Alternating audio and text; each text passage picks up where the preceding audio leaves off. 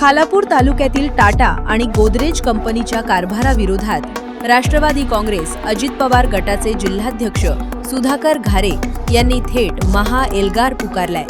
स्थानिक भूमिपुत्र आणि सुशिक्षित तरुणांना नोकऱ्यांमध्ये प्राधान्य मिळत नसल्यानं सुधाकर घारे यांच्या नेतृत्वाखाली हा मोठा लढा उभारण्यात आलाय। या संदर्भात सुधाकर घारे यांनी एक विशेष पत्रकार परिषद घेऊन कंपन्यांच्या प्रशासनाला खडेबोल सुनावले। कर्जत खालापूर विधानसभा मतदारसंघातील शेकडो सुशिक्षित बेरोजगार युवकांना स्थानिक कंपन्यांमध्ये रोजगाराच्या संधी उपलब्ध करून देण्यासाठी आमचा हा लढा असल्याचं त्यांनी स्पष्ट केलं। जमिनी स्थानिकांच्या घ्यायच्या आणि नोकऱ्या मात्र बाहेरील लोकांना द्यायच्या। हा कंपन्यांचा मनमानी कारभार आता खपवून घेतला जाणार नाही, असा थेट इशारा घारे यांनी दिलाय। या मागणीसाठी पक्षाच्या वतीनं तीव्र पाठपुरावा केला जाणार असून कंपन्यांनी स्थानिकांना प्राधान्य दिले नाही तर आंदोलन अधिक तीव्र करण्याचा इशारा देण्यात आलाय। एकही स्थानिकांना आपल्या रोजगार नाही आणि ही 4000हून अधिक मुलं आपली जर कॉन्ट्रॅक्ट मध्ये काम करतायत, अशा पद्धतीने आपल्या कर्जत खालापूरमध्ये जो आपल्या तरुणांच्यावर अन्याय होतोय, हा अन्याय आपण किती दिवस सहन करायचा।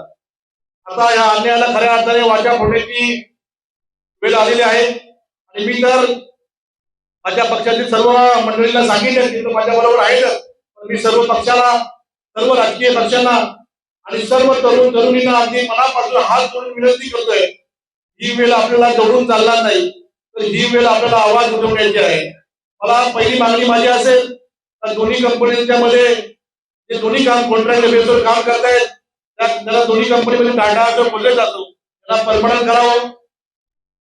ते कोणाचे कॉन्ट्रॅक्ट बिंट्रॅक्ट आहे व्यक्तीला जाऊ द्या, बाबाचा अंतर जाऊ द्या, याला सर्वांना परमनंट करणं गरजेचं आहे। आणि आपल्याला जी भरती आहे खऱ्या अर्थाने जे 80% जी शासन आहे ते 80% आपल्याला आता किती आपल्याला रोजगार एम्प्लॉय लागणार आहेत आणि किती लोकांना आपण रोजगार देणार आहेत त्याचा आम्हाला पूर्ण खुलासा द्यावा आणि आमच्याकडून तुम्ही आमच्या लोकल लोकांना किती लोकांना नोकरी देणार आहेत याची सुद्धा आम्हाला त्याची माहिती देणं गरजेचं आहे। की माझ्याकडून तर मी पूर्ण त्याचा एल्गार पुकारलेला आहे। मला या लढ्यामध्ये मला जीवाला मुखावं लागलं तरी चालेल, परंतु मी या लढ्यामधून मागे हटणार नाही जोपर्यंत आपल्या कर्जत खालापूरच्या आणि कोकणच्या तरुणांना हक्काचा रोजगार मिळत नाही, जोपर्यंत त्यांना परमनंट स्वरूपाचा रोजगार मिळत नाही, तोपर्यंत पहिले टाटा आणि गोदरेजच्या या लढ्यामधून मी मागे हटणार नाही। मी आपल्याला सांगतोय अगदी 26 तारखेलाच आपण ठरलंय, 26 तारखेला आम्ही दोन्ही तालुक्यांची मीटिंग घेतोय। त्या मीटिंग मध्ये सर्वांकडे जबाबदारी देतोय। कर्जत करून सुद्धा 200 बसेस खालापूरला गेल्या पाहिजेत, ही सुद्धा आम्ही तयारी चांगल्या पद्धतीने करतोय।